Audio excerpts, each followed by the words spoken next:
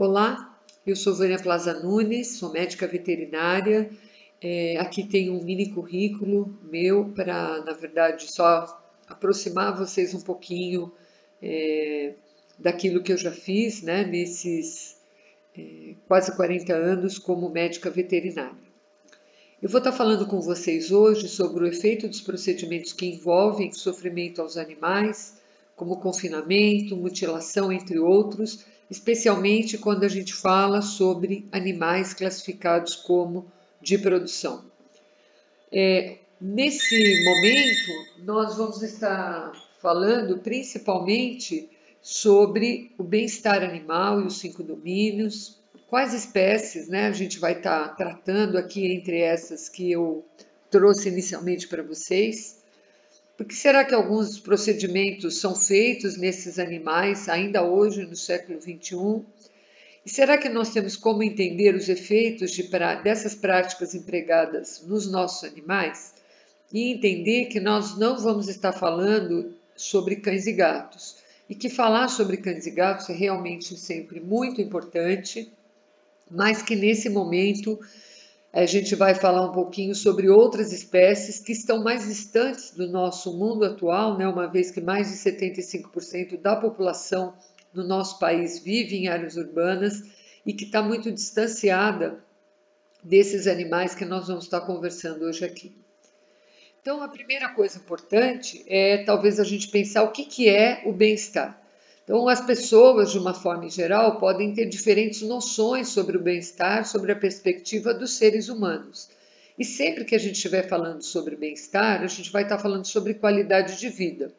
Então, uma série de fatores a gente pode combinar para tentar entender qual é o grau de bem-estar daquela pessoa naquele momento.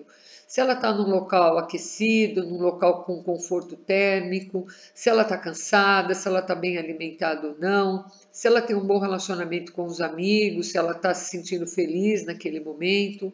E se, por exemplo, como nós aqui estamos trocando, né, uma série de informações para aprender novos conhecimentos. Quando a gente junta inúmeros fatores como esses, por exemplo, aqui, nós podemos então pensar que nós temos um indicador da qualidade de vida de cada um de nós nesse momento. Mas e quando a gente fala de bem-estar para os animais, né? O que será que a gente pode ter, cada um de nós, como conceito do que é o bem-estar dos animais?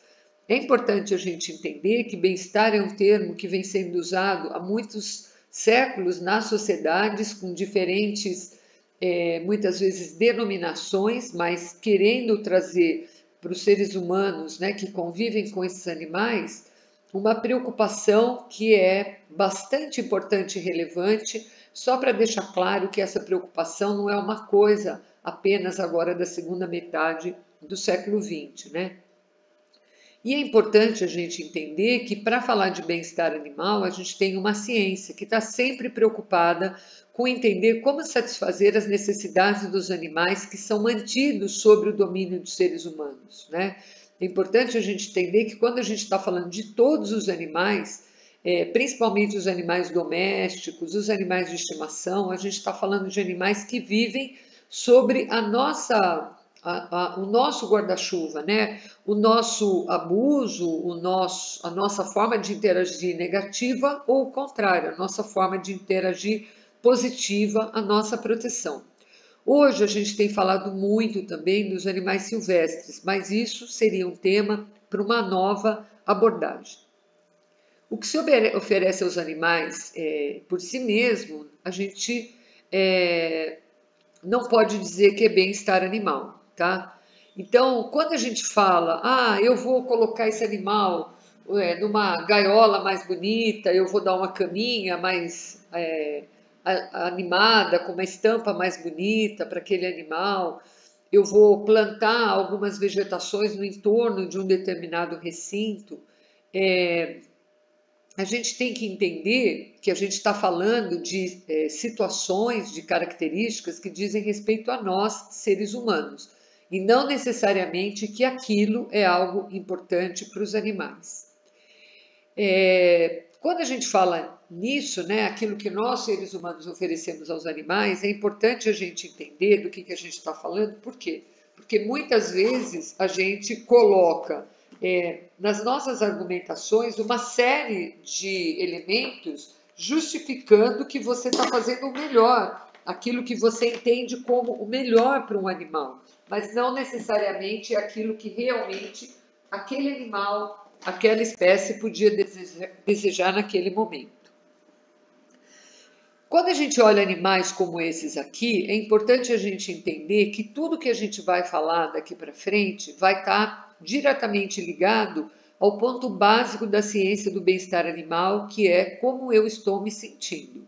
Então, a gente sabe que o bem-estar ele está diretamente ligado a cada indivíduo, né? Então, quando a gente vê um ambiente com um único animal ou vários animais no mesmo ambiente, é importante a gente entender que no ambiente coletivo, para que eu possa saber se aquele ambiente está provendo para aquele indivíduo, mesmo que um ambiente para múltiplos animais, eu tenho que entender como cada um está se sentindo naquele determinado momento. E para eu fazer isso, a ciência do bem-estar animal desenvolveu duas linhas de pensamento e de estudos que está ligada à escola da capacidade de adaptação e a escola dos sentimentos. Hoje aqui a gente vai estar falando de algumas espécies como as galinhas, como os porcos, como os bovinos e ainda pequenas informações a respeito dos ovinos. Por que nós devemos pensar então no bem-estar dos animais quando a gente fala em animais que vivem em sistemas de produção? O que é necessário para a gente garantir o bem-estar desses animais classificados como de produção? Quando nós adotamos algumas mudanças nas práticas com os animais classificados então como de produção, o que de fato nós estamos querendo promover? Nós estamos pensando nos animais em si? Será que o estresse a que esse animal é submetido durante todo esse processo e durante todo o tempo que ele está dentro de um sistema produtivo, será que isso tem importância? Será que a dor que esses animais possam apresentar por alguns diferentes motivos, né, que possam ocorrer durante a vida desses animais, será que isso também é importante? Será que a gente pensar nos animais importa? Então eu acho que a partir dessa perspectiva, a gente passa a olhar e a entender que nós vamos estar falando de indivíduos que precisam de uma consideração moral tão relevante quanto qualquer outra das espécies com que nós convivemos, por exemplo, proximamente no nosso ambiente doméstico, como os cães e os gatos que a gente viu há pouco. É importante a gente entender, quando a gente fala do bem-estar dos animais nos sistemas de produção, será que isso importa de fato? E importa para quem? Né? Pensar que a gente vive num país que é o considerado um dos maiores produtores de proteína de origem animal para exportação no mundo todo e que constantemente nos documentos legais, nos documentos de divulgação, nas normas técnicas, a gente encontra esse tema bem-estar animal. A gente também precisa entender se a gente está falando sobre protocolos zootécnicos para animais classificados como de produção. Por que eu estou dizendo isso? Porque muitas vezes existe uma confusão entre o que é um protocolo zootécnico, que é emitido, por exemplo, por um órgão técnico como o Ministério da Agricultura e Pecuária, e o que de fato a gente precisa pensar quando a gente fala sobre a ciência do bem-estar animal. Quando a gente está falando sobre os protocolos, né, zootécnicos, por exemplo, nos casos de suínos, a gente está falando sobre corte de cauda, corte de dentes, a moça, que é um sistema de marcação, a castração precoce desses animais, o desmame precoce desses animais. Quando a gente está falando de bovinos, por exemplo, bovinos de leite ou bovinos para corte, a gente está falando de procedimentos como a descorna, como a castração, como o desmame precoce. E quando a gente fala de galinhas, e eu vou restringir isso, porque senão a gente ia ter um tema muito longo, né, para discorrer, a gente está falando de debicagem desses animais. Quando nós falamos de suínos, então, e leitões, é importante a gente entender qual é a função nesses protocolos zootécnicos do corte da cauda. Segundo esses protocolos, Isso é uma ação preventiva contra o canibalismo e a caudofagia. É um comportamento das fases de crescimento e terminação, assim denominado. Então, muitas vezes se diz, porque um animal come a cauda do outro, morde a cauda do outro. E que acontece em que período? Justamente durante o desenvolvimento do animal, quando ele é separado da mãe, até o momento em que ele vai para o abate, no caso dos leitões, ou ele vai passar por uma fase de recria e de terminação. Então, eles passam a apresentar esse comportamento de morder e até mesmo arrancar a cauda de outros animais. O procedimento que é realizado é o corte do último terço da cauda desses animais e ele deve ser feito nos primeiros 3 dias de vida, sob a alegação de que esses animais são muito jovens e que a capacidade sensorial deles é bastante diminuída. É importante, que se usem equipamentos, nas recomendações técnicas mais adequadas, que se usem equipamentos que ao mesmo tempo que cortem, cauterizem simultaneamente essas caudas desses animais, para dessa forma evitar que eles tenham sangramento. A cauda, é importante a gente não esquecer, que é a parte final da coluna vertebral dos animais. Outro procedimento também bastante utilizado é o desgaste dos dentes dos leitões ou o corte dos dentes dos leitões, que normalmente, quando acontece, ele é feito com a remoção do dente desses animais entre o primeiro e o terceiro dia de vida, ou seja, animais da mesma forma que no caso da cauda, que são submetidos a procedimentos cirúrgicos bastante traumatizantes para esses animais, bem no início da vida desses indivíduos, sempre com a alegação de que são procedimentos rápidos, procedimentos que devem ser feitos bem nessa fase inicial, porque os animais têm uma diminuição da capacidade sensitiva, de passar pela experiência da dor. Ela é uma prática de manejo rotineira empregada na suinocultura e tem como objetivo reduzir a incidência de lesões cutâneas na face dos leitões e nos testos da matriz. Por quê? Porque eles já nascem com esses dentes têm pontas, E aí o que acaba acontecendo muitas vezes é que na fase inicial de amamentação, na ânsia deles tomarem o leite da mãe, eles podem morder e machucar os testos maternos e ao mesmo tempo, na brincadeira com o outro, ferir a face, o rosto do irmão. Essa prática ela é questionada pelo desconforto que é causado aos leitões e pelo risco potencial de infecções devido à abertura da cavidade pulpar dos dentes. Por quê? É você expor a face interna do dente do animal, porque você corta só a ponta desse dente, aquela ponta mais evidente que a gente consegue observar quando a gente abre a boca do animal. Então aqui a gente tem algumas imagens que eu trouxe de um material que está disponível nos canais aí de produção de leitões, mostrando os dentes desses animais. Então são 4 dentes caninos e 4 incisivos que são alvos desse corte. Existe um mecanismo, um equipamento próprio para fazer esse corte. Então na imagem superior vocês podem notar que primeiro o animal tem o dente, ele passa pelo corte com o equipamento e depois ele fica sem a ponta dos dentes, como vocês podem observar. E no caso do corte da cauda, da mesma forma, é feito com o uso de equipamentos específicos, equipamentos elétricos, como eu falei, para já ajudar na cauterização, facilitando dessa forma o procedimento. O que é interessante? Esses animais não recebem nenhum protocolo, nem de anestesia, nem de analgesia. E vocês podem olhar que nessa imagem aqui do lado direito, embaixo, a gente também tem uma ovelhinha, Elas também são alvo de procedimento de caudectomia, exatamente da mesma forma com que nós temos nos suínos, tá? Então, eu não me dediquei tanto nessa apresentação a falar sobre essa espécie, mas entendam que esse animal também é alvo desse tipo de procedimento.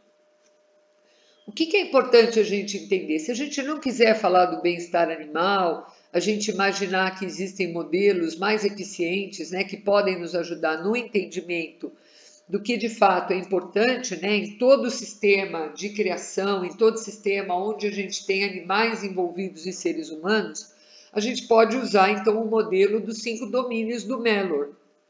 Por quê? Porque ele reorganiza, né, o conceito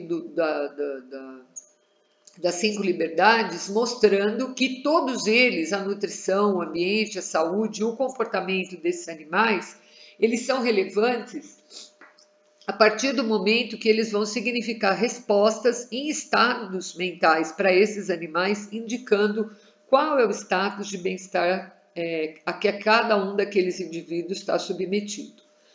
E quando a gente pensa tanto na caudectomia quanto no desgaste ou no corte dos dentes dos leitões, é importante a gente entender que a gente, começando pela nutrição, quando a gente causa esse tipo de intervenção nesses animais, a gente vai ter uma redução da ingestão de alimento e água, levando a um desequilíbrio nutricional.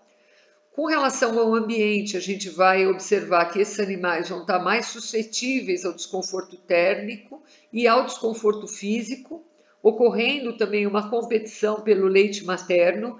Então, os animais, por passarem por um procedimento invasivo, um procedimento de dor, eles muitas vezes vão ter dificuldades de locomoção, né? Porque a dor impede com que eles tenham uma movimentação rápida, impede com que eles tenham acesso ao leite materno e dessa forma eles vão ficar mais comprometidos do que estariam num ambiente sem esse tipo de procedimento. Do ponto de vista da saúde, eles ficam mais suscetíveis aos processos inflamatórios, à exposição da cavidade pulpar, como a gente falou, o risco do aparecimento de abscessos por quadros infecciosos, o aparecimento de neuromas e quadros de hipersensibilidade que vão se manter por toda a vida desses animais. Além disso, nós observamos que, com relação ao comportamento, esses animais vão ter um aumento das vocalizações por conta da dor, vão ter a vivência, né, do isolamento social, uma redução do comportamento exploratório, o que demonstra, né, do ponto de vista da análise comportamental da espécie, que o animal se encontra realmente numa situação de baixo ou ausente bem-estar naquele período, né, que ele é submetido a esse tipo de sentimento, de sensação. E com isso a gente vai ter uma alteração importante do estado mental, com dor aguda e crônica, fome e sede, né, decorrente das questões nutricionais e das questões de mobilidade, o medo, a apatia e a falta de controle das suas próprias necessidades, justamente pelo comportamento que ele passa a desenvolver a partir do momento que ele é submetido a protocolos extremamente invasivos, sem adoção de anestesia, analgesia, anti-inflamatórios para animais, mesmo que bastante jovens. Outro procedimento bastante importante é a moça, que é feita com esse equipamento, que é um padrão de identificação que os animais têm. Então, vocês estão vendo que a gente tem do lado esquerdo vários desenhos, né, da cabeça dos porquinhos, e para cada tipo de marca a gente vê que tem uma combinação que é feita identificando um número, 2 números, 3 números em uma sequência determinada para que esses indivíduos possam ser separados por lote, sendo que esses lotes em geral vão identificar uma série de questões que vão estar compreendendo práticas do manejo desses indivíduos. Então, aqui, para vocês entenderem, né, como ficam as orelhas desses animais, são animais jovens, são leitões jovens, de poucas semanas de idade, que já têm essas marcações feitas, né, onde uma série de informações, do ponto de vista zootécnico, esses animais já mostram através dessas marcações. Esses procedimentos também são feitos sem protocolo de anestesia, em idade também bastante jovem desses animais. Tem algumas questões importantes que eu gostaria também de lembrar aqui para vocês, que a gente não pode esquecer, E eu escolhi especialmente a gente falar sobre os leitões, porque eles são, os suínos, né, são uma espécie de animal que é submetida a uma série de procedimentos extremamente dolorosos, invasivos, numa idade muito tenra, né, e uma quantidade enorme de procedimentos. Então, eu acho que é uma espécie que exemplifica bastante bem essas práticas zootécnicas, né, a que os animais classificados de produção são submetidos. Então, aqui, né, mostrando para vocês um procedimento também de castração desses animais, onde a castração também é feita sem protocolo de anestesia. Então, vocês podem ver que ali o profissional tem um bisturi, ele expõe o testículo do animal, ele faz uma torção, né, nesse testículo, ele liga, rompe o ligamento que mantém um ligamento escrotal que mantém um formato determinado do testículo, ele rompe, ele dá um nó no próprio cordão espermático e depois ele corta fora o testículo desse animal, só faz depois um curativo externo. Lógico que antes ele deve ter feito uma limpeza, né, nesse local rapidamente, e o animal é mantido naquele ambiente sem o uso também de nenhum protocolo de analgesia ou um protocolo anestésico ou um protocolo com antibiótico, nada. Os animais são submetidos à castração também na idade bastante jovem, suspensos no ar, como vocês podem ver, né? Então uma pessoa segura e a outra faz o procedimento cirúrgico em poucos instantes e eles acham que por ser muito rápido, em poucos instantes, não é necessário que se faça então a castração sob protocolos consagrados para esse tipo de procedimento que garantiriam o bem-estar dos indivíduos ou a minimização dos impactos que vem a seguir. E, na verdade, a gente também tem procedimentos que também são feitos sem analgesia, abrindo a cavidade abdominal, né, em determinados locais, quando os animais têm presença de hérnia escrotal. Então, seja para se fazer um procedimento tradicional de castração ou num animal que apresenta hérnia escrotal, e aí vocês podem ver, tem uma figura, inclusive, do animal sendo segurado de ponta cabeça para fazer esse tipo de cirurgia, né, sem nenhum tipo de protocolo adequado para conter a dor e todo o comportamento que esse animal vai apresentar, né, contra esse tipo de procedimento. E para evitar tudo isso, nós temos alternativas, né? Por exemplo, a castração imunológica, que é uma alternativa à castração cirúrgica. Ela é feita com uma vacina, uma forma de GNRH modificado, que vai causar uma reação tecidual, estabelecendo uma barreira imunológica e tem como vantagem a promoção do bem-estar dos leitões e aproveita-se dos efeitos anabolizantes que os hormônios vão oferecer. Então, é bastante importante nós entendermos que os sistemas de produção, em especial esse de suínos, onde os animais são submetidos a uma quantidade enorme de procedimentos, sem a adoção de protocolos de analgesia, anestesia, anti-inflamatórios, né, uma série de procedimentos considerados obrigatórios para qualquer cirurgia em qualquer outra espécie animal, é possível, pelo menos no caso da castração, que a gente tenha uma nova alternativa que minimize os impactos, então, de sofrimento e dor nesses indivíduos. Uma outra questão que a gente deve considerar é que durante essa fase inicial de vida, né, lembrar que os leitões são abatidos muito jovens, com 6, 8 meses, dependendo da época e do interesse comercial do momento, eles também passam por inúmeros problemas, por exemplo, como o desmame desses animais, né, que vão levar a tensões sociais, vão levar a uma dificuldade de adaptação ao novo ambiente, eles vão ser submetidos a uma troca de alimentação, vão sofrer com a perda do contato com a mãe, e tudo isso vai conduzir a uma supressão da imunidade passiva, ou seja, esses animais vão estar mais sujeitos ao risco de doenças, ao risco de infecções. Só para vocês entenderem como essa questão da separação, né, do grupo dos filhotes da mãe, ele pode ocorrer de diferentes formas.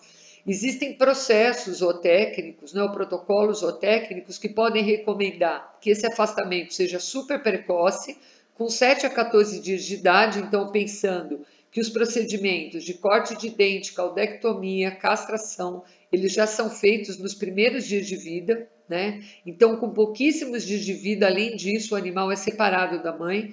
Pode ser feito de forma precoce, entre 21 e 28 dias de idade, ou de forma tardia, com mais de 28 dias de idade. De toda forma, a gente não tem um mês de vida desses animais para que eles passem por todos esses procedimentos, pensando apenas nos protocolos zootécnicos para garantia de qualidade de produção da carne desses indivíduos.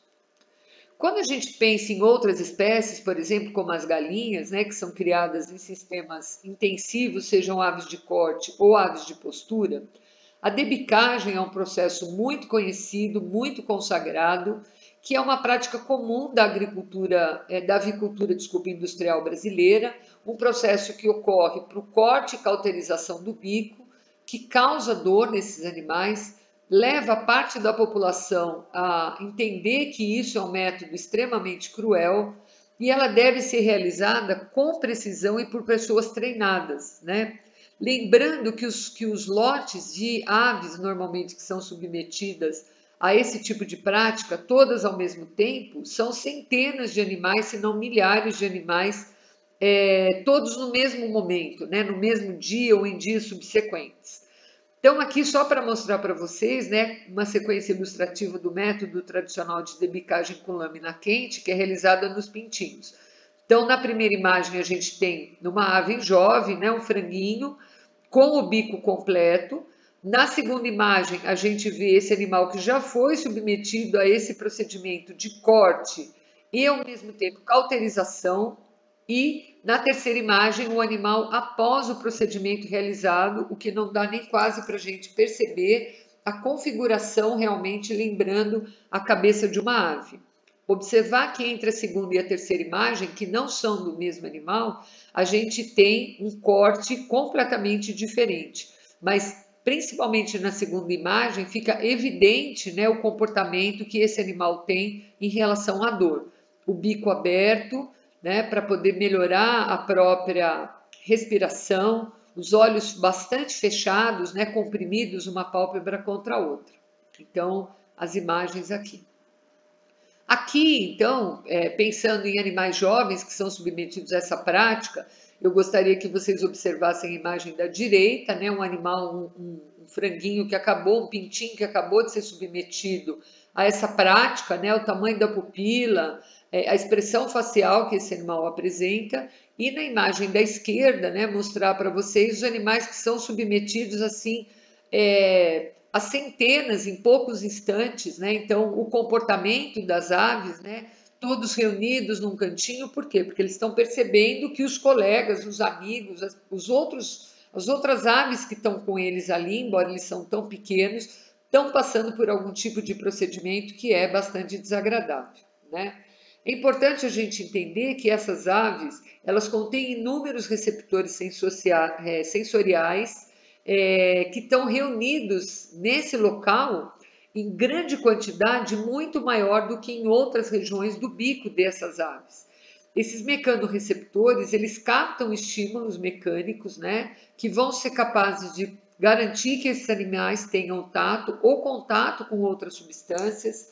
Então, sentir a terra, outros tipos de alimento, a possibilidade de ciscar e obter, né, os grãos que eles precisam para alimentação no sistema de criação natural. E essas terminações nervosas livres, elas são estruturas muito importantes que dão um tato, uma sensibilidade fina a esses animais. Então, é exatamente na área onde o animal tem maior sensibilidade, maior capacidade de percepção dos detalhes daquilo onde ele encosta o bico, é como se fosse a ponta dos nossos dedos, eles têm isso suprimido e queimado. Uma outra coisa importante da gente entender é que existem diferentes formas, diferentes processos para o corte do bico, né? Então a gente percebe que o bico inferior, normalmente ele é suprimido em 1/4, mas o bico superior ele pode ser suprimido em 1/3 ou 2/3, de acordo com a definição de padrão daquela propriedade. Então, se vocês lembrarem de poucos instantes atrás que a gente viu 3 imagens, o bico inteiro, o animal imediatamente após o procedimento e algum tempo depois, na foto do meio os animais tinham 1/3 do bico suprimido e na foto mais à direita 2/3 do bico suprimido. Quando a gente fala de fêmeas, né, de galinhas em geral ligadas à produção de ovos, né, então a gente tem aqui uma imagem da direita para mostrar isso, a gente vê aves que são debicadas, então, inicialmente com alguns dias de vida, para minimizar os danos causados por bicarem umas às outras, então é absolutamente possível, né, da gente entender porque, olha, o ambiente onde elas são mantidas para a produção de ovos, elas mal podem se mexer, mal podem deitar, tem que se fazer um rodízio entre elas para poder ter acesso à comida e à água, né? Pensando que muitos desses animais ficam contidos nessas gaiolas permanentemente, elas não saem daí nunca.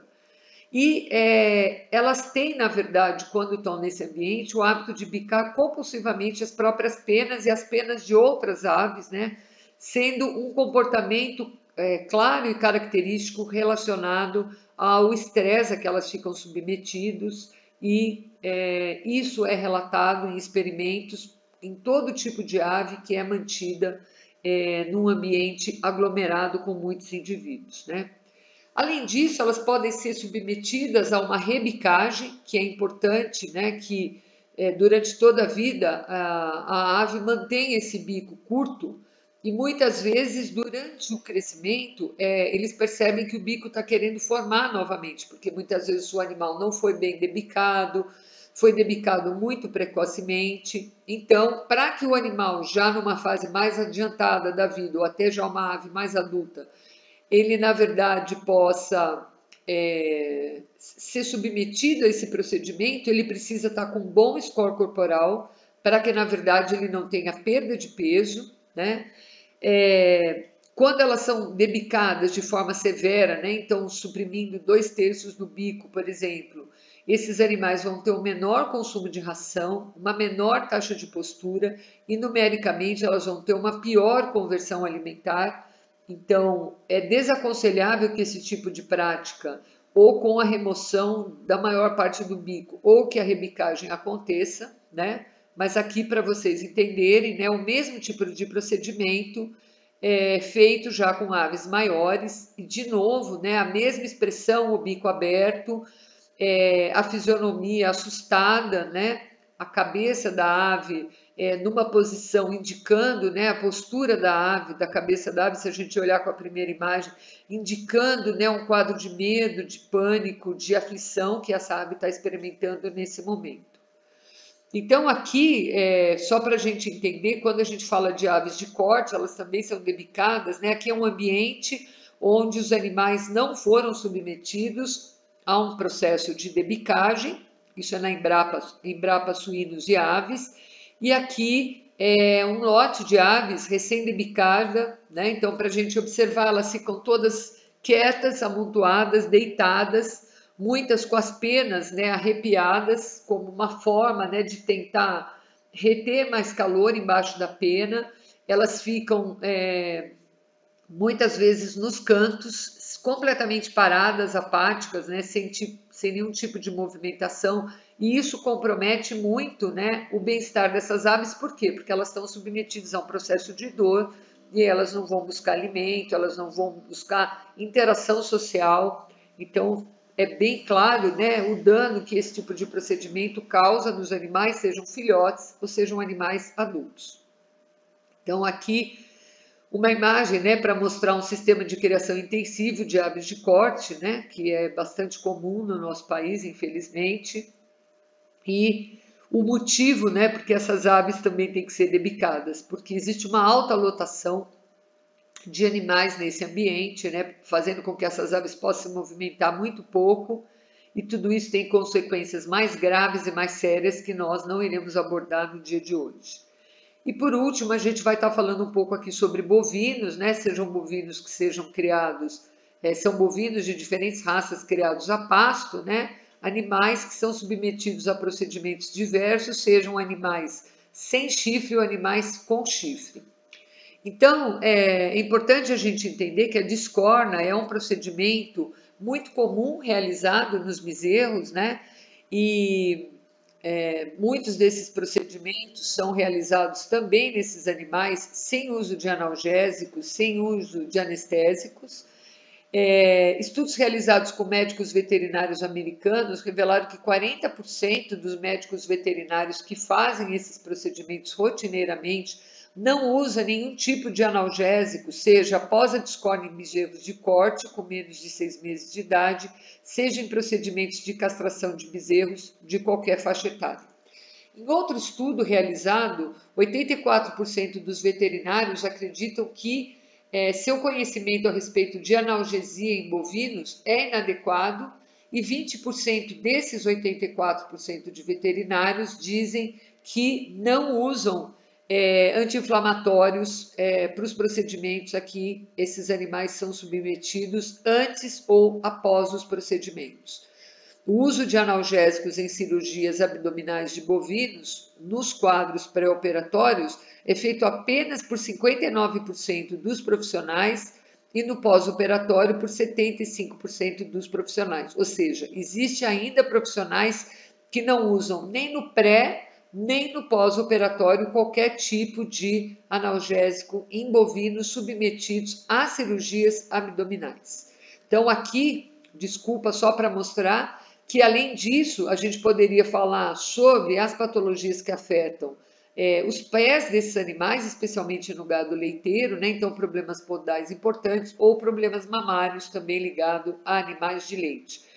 Além disso, há problemas de marcação, seja ferro quente ou nitrogênio líquido, que são procedimentos rotineiramente feitos nesses animais e que causam dor e bastante estresse nesses indivíduos. Então, aqui os procedimentos, o local onde se faz o corte do chifre, seja para animais jovens que só tem o botão córneo, né, do chifre, ou animais maiores que já têm o chifre já em fase de desenvolvimento. Então, queria que vocês reparassem, inclusive, que quando o animal já tem uma certa idade e é submetido à discorna, a localização do seio frontal, né, que uma parte de seio frontal vai ficar comprometido se não forem adotados os procedimentos adequados para prevenir quadros infecciosos, inflamatórios a que esses animais possam estar submetidos.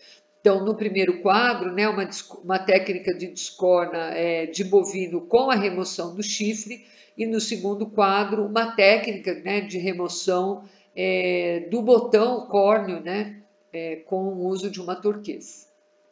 Então, aqui é um material bastante importante, que é uma escala unidimensional da Unesp de Botucatu para avaliação da dor aguda pós-operatória em bovinos, né, onde a gente pode observar alterações na locomoção, na capacidade de interação com o ambiente, na atividade a que esses animais vão estar disponíveis ou não para realizar após esses procedimentos, na vontade ou capacidade de ingestão de alimentos e uma miscelânea de comportamentos que vai se observar nessas circunstâncias. Ou seja, nós já temos conteúdos científicos, conteúdos técnicos de fácil reconhecimento e aplicabilidade no campo para evitar que nós tenhamos problemas e continuemos a submeter esses animais a comportamentos de muita dor e muito incômodo. Aqui também é importante, né, animais que são submetidos, bovinos submetidos à orquiectomia, que é a remoção então do testículo desses animais, o comportamento de dor que esses animais vão apresentar. Então, mais uma sequência, né, para mostrar para vocês, os animais apresentam afastamento dos membros, abaixamento das orelhas, apresentam retração da musculatura da cabeça, né? A retração principalmente dessa musculatura da parte de baixo, né? Da mandíbula, escoiciamento muitas vezes da área dolorida, da área afetada, olhar muito para o local, né? Tentar ter acesso àquele local e o decúbito lateral, tentando de alguma forma proteger ou ter acesso de alguma forma de conforto para esses animais. Da mesma forma, porque são submetidos também a esses procedimentos, aqui a gente tem uma tabela de identificação de quadros de dor com presença e ausência ou comportamento moderado desses quadros em ovinos que também podem ser facilmente entendidos e aplicados, porque também esses animais são submetidos aos mesmos procedimentos, a descorna, a castração, apresentam problemas podais, mamários, né? Problemas da tosquia, todos eles decorrentes do manejo intenso a que eles são submetidos nos sistemas de criação. Quando a gente compara, né, então, o cérebro dos seres humanos e dos animais, embora eles apresentem, estamos falando de espécies diferentes, de indivíduos, né, que apresentam características distintas na configuração do seu sistema nervoso central. Aqui a gente tem uma série de animais, sejam domésticos, animais de estimação ou animais silvestres. A gente observa que o sistema nervoso desses animais, embora com conformação distinta, eles têm todas as mesmas estruturas neurais importantes que existem no sistema nervoso central, para que, na verdade, a gente possa ter o entendimento, né, desses quadros a que eles são submetidos e as respostas, né, neurológicas que esses animais vão apresentar. E por quê? Porque neuroendocrinamente, esses animais apresentam respostas, se não idênticas, muito semelhantes em relação a esses quadros, né, negativos a que são submetidos, gerando respostas, não só respostas comportamentais, mas respostas neuroendócrinas em cada um desses indivíduos, né? Uma questão importante da gente entender é o quadro do estresse, né? Que o estresse é um fenômeno fisiológico complexo, uma síndrome que envolve um aspecto biopsicossocial. Ele tem efeito cumulativo, ele pode ser agudo ou crônico, de pequena, média ou grande intensidade, e pode produzir vantagens positivas como mudança, flexibilidade, transformação, ou então sofrimento, risco de doença e morte, dependendo de qual é o agente desencadeador do quadro de estresse e qual é o tempo que esse agente desencadeador vai ser mantido, né, diante daquele indivíduo que está sendo submetido àquele procedimento. É importante a gente entender que nós temos o estresse positivo, que é benéfico, inclusive para o animal, que é chamado eutresse, que causa alterações de curta duração, que vão ocorrer por estímulos agradáveis, que podem ser usados em situações onde ocorre uma quantidade determinada de estímulos para levar uma resposta adaptativa ao desenvolvimento daquele indivíduo, mas, em geral, né, nesses quadros todos que nós vimos aqui até agora, a gente está falando do estresse, né, que são alterações de longa duração, que ocorrem por estímulos desagradáveis, que podem ser diferentes estímulos, mas que se somam nas respostas que vão ser desencadeadas nesses indivíduos, estando associado à ausência, né, a falta do que fazer, o tédio. Então, vocês podem ver que nesses sistemas de criação intensivo, os animais ou não têm o que fazer ou recebem um excesso de estímulo, que é chamado de opressão ou exaustão. Já quando a gente está falando da dor, a gente está falando de uma experiência desagradável, de caráter emocional ou sensorial, que juntamente com a função cardiorrespiratória e a função térmica é considerada o quinto sinal vital de vida dos indivíduos. Ela está associada ou não a uma injúria tecidual potencial, produz respostas comportamentais, neuroendócrinas, autonômicas e imunológicas, podendo gerar resultados negativos sobre o desenvolvimento, consumo de alimentos, produtividade e bem-estar dos animais. A dor é um mecanismo importante, né, que leva à proteção do organismo, contribui para a manutenção da vida e, por isso, é importante a gente entender a fisiologia desses quadros de dor, o que causa os principais danos nesses animais ou quais são as principais causas de dor nas diferentes espécies, né, que tipo de procedimento faz com que essa dor possa aparecer. Reconhecer os sinais que os animais apresentam, né? Então, cada espécie tem o seu sinal específico. Se eu estou falando de um carnívoro, se eu estou falando de um herbívoro, se eu estou falando de um animal que, na sua expressão comportamental, tem maior capacidade de vocalização ou não. Os profissionais precisam saber avaliar esse quadro e adotar as medidas de prevenção, controle e superação para esses indivíduos. Então, a complexidade da dor, ela ultrapassa a fronteira física, é influenciada pelo meio ambiente, pela resposta psíquica do animal, sendo considerada como um fenômeno, né, biopsicossocial que envolve aspectos biológicos, psíquicos e social do indivíduo. Ou seja, a dor é algo complexo que precisa ser profundamente entendido e considerado em todo tipo de procedimento a que os animais são submetidos. E, em geral, ela também está relacionada ao ambiente em que o animal vive e às condições de tratamento. A gente sempre pensa nessa questão das intervenções, mas a forma com que permanentemente esses animais são tratados, o ambiente onde ele vive, também são responsáveis, né, pelo indivíduo ter uma maior ou uma menor sensibilidade ou perdurar essa dor durante a vida desses animais, né?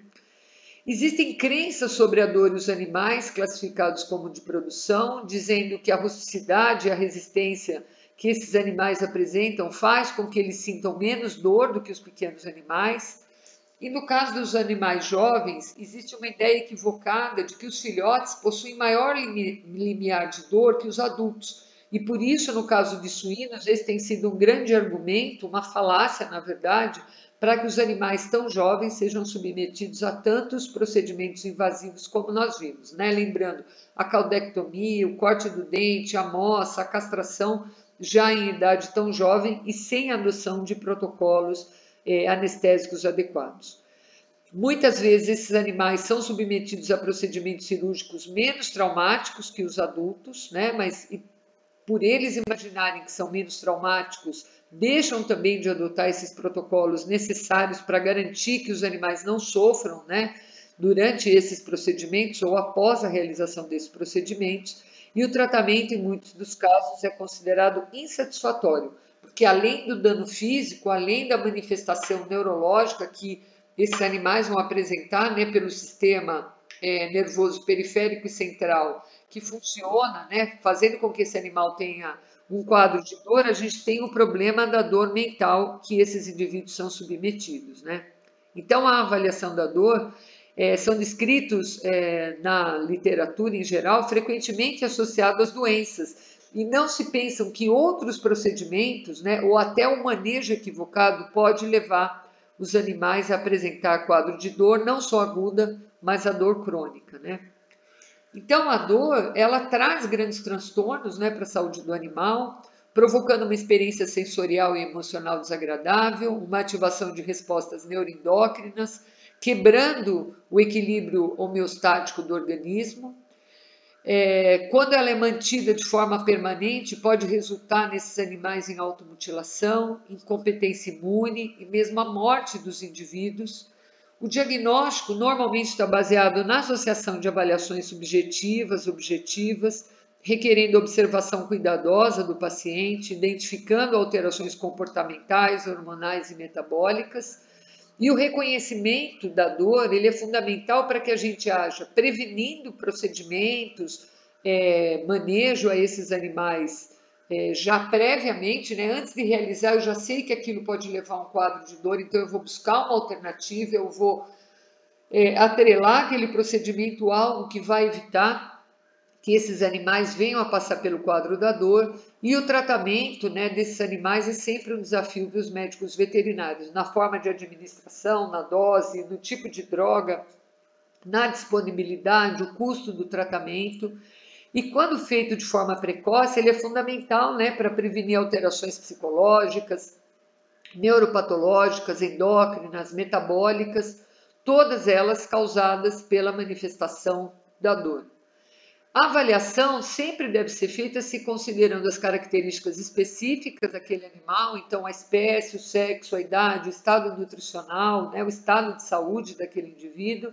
Se esse animal já passou por afecções prévias ou está passando por outros tipos de afecções concomitantes naquele momento, qual é o tecido e o órgão acometido que, diante disso, pode nos ajudar na adoção de um protocolo mais adequado e na identificação correta da intensidade da dor. Então, mudanças comportamentais sutis revelaram como alterações na expressão, que as alterações das expressões faciais dos animais são excelentes ferramentas para avaliação da dor, por exemplo, em bovinos. E isso também vem se mostrando em outras espécies, incluindo os suínos e as aves.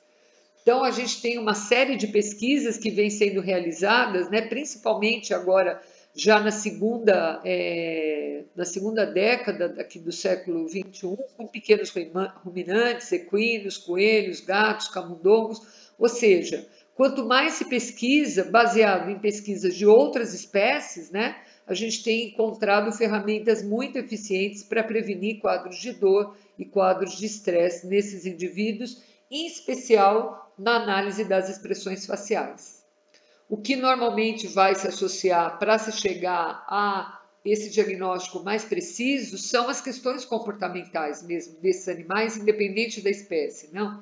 Então, as mudanças de postura, o arqueamento do dorso, o abaixamento da cabeça, animais que apresentam claudicação mais ou menos severa, a vocalização e a modificação tanto do comportamento social, como a gente viu em algumas imagens, especialmente nas galinhas, né, como a gente olhou, e o comportamento alimentar também muito bem exemplificado na questão das aves, né?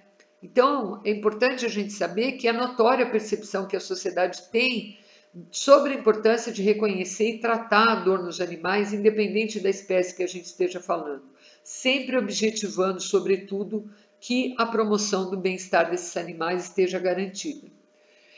Para terminar, eu queria lembrar aos senhores, né, que se a gente pegar as 5 liberdades tradicionais, né, que foram trazidas a nós pelo Farm Animal Welfare Council do Reino Unido em 1993, portanto já há 29 anos, eles diziam que todos os animais, especialmente os de produção, onde toda essa teoria inicialmente foi desenvolvida, deveriam ser mantidos livres de fome e sede, desconforto, dor, lesões e doenças, medo, estresse e livres para expressar o seu comportamento natural. Então eu gostaria que vocês, a partir daqui, olhassem, né, para os nossos animais nos sistemas produtivos e avaliassem se de fato o que a gente tem trazido de bem-estar animal para esses indivíduos que vivem nesses sistemas. E lembrar, né, que ainda nos anos 60, no final dos anos 60, portanto, mais de uma década antes, né, dessas 5 liberdades que nós temos até hoje aqui entre nós, as primeiras que foram trazidas pelo relatório do Comitê Bramble dizia que todos os animais deviam, nos sistemas de criação, serem capazes de virar-se, cuidar-se corporalmente, levantar-se, deitar-se e estirar os membros.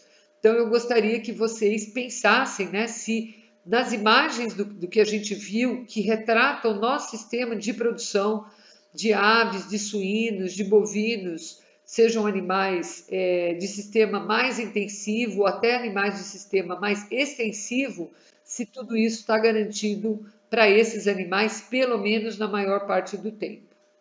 Lembrar que a Declaração de Cambridge mostrou que os animais, independente da espécie, a imensa maioria dos animais que fazem parte do nosso cotidiano, como os mamíferos, as aves e muitos outros, incluindo os polvos, também possuem substratos neurológicos que indicam evidências convergentes que os animais não humanos têm substratos neuroanatômicos, neuroquímicos e neurofisiológicos de estados de consciência e capacidade de exibir comportamentos intencionais. Ou seja, não adianta a gente ter uma série de evidências científicas mais do que comprovadas e nós, enquanto profissionais, nós, enquanto sociedade, não adotarmos medidas corretas para evitar que esses animais passem por estados de sofrimento, de dor, de estresse, de angústia, única e exclusivamente para aumentar o lucro em sistemas produtivos. Pensar que a consciência dos animais ela é algo muito evidenciado mesmo por pessoas leigas, né? A consciência dos animais é algo que se percebe num determinado momento a respeito da situação imediata que aquele animal está experimentando. A gente prestando atenção às imagens, às representações dos objetos e dos eventos, a gente percebe que os animais fazem as mesmas coisas. Eles simplesmente têm sinais de comunicação que são diferentes do nosso. Nós usamos uma linguagem falada, eles usam muitas vezes uma linguagem comportamental, uma linguagem postural, mesmo uma linguagem com vocalização, mas depende da espécie, isso é mais ou menos evidenciado de uma forma muito específica, né? A gente precisa entender que representações podem ser situações com as quais o animal se defronta no presente, lembranças que ele tem ou antecipações de situações futuras que ou ele percebe que vai passar, baseado em outros indivíduos que estão no mesmo ambiente, como a gente viu, ou situações que ele já vivenciou no passado. Então é importante a gente entender que os animais de fato têm consciência para aquilo que é fundamental para que eles possam garantir a sua sobrevivência. A senciência é um atributo da consciência e uma capacidade de adaptação. A consciência se refere ao amplo espectro de estados nos quais a consciência imediata do pensamento, da memória e das sensações. Gostaria de lembrar aos senhores, né, que nós temos hoje uma área muito importante, né, que discute muito sobre o direito dos animais, né? E quando a gente fala de bem-estar animal, é importante a gente estar atento, né, sobre essa multiplicidade de olhares, né, sistemas produtivos, o conceito econômico, as burocracias, os protocolos sanitários, quais são os critérios de conduta ética, o respeito à ciência que está sendo adotado nos diferentes sistemas de criação. Então, eu trouxe só uma exemplificação através desse trabalho para a gente entender que não basta a gente ter conhecimento técnico, conhecimento científico sobre a nossa área de atuação. A gente precisa, sim, de conhecimentos, de informações que tragam respostas bastante eficientes para o nosso dia a dia e para que nós possamos a cada dia mais interagir, viver e respeitar o direito dos animais. Eu acho que por último eu gostaria de deixar essa reflexão, né, para todos vocês, onde fica claro, né, se será que aquele sistema, né, que a Raquel Carson trouxe para nós e que deu origem, né, ao que a gente conhece hoje como a ciência do bem-estar animal, que ela trouxe lá atrás para a gente em 64, está sendo obedecido hoje em dia, né? Será que a gente, na verdade, avançou do que ela nos trouxe até agora? Eu deixo aqui meu contato para todos vocês, o meu agradecimento, e caso vocês tenham alguma dúvida, vocês podem encaminhar, que posteriormente eu buscarei esclarecer a todos. Muito obrigada.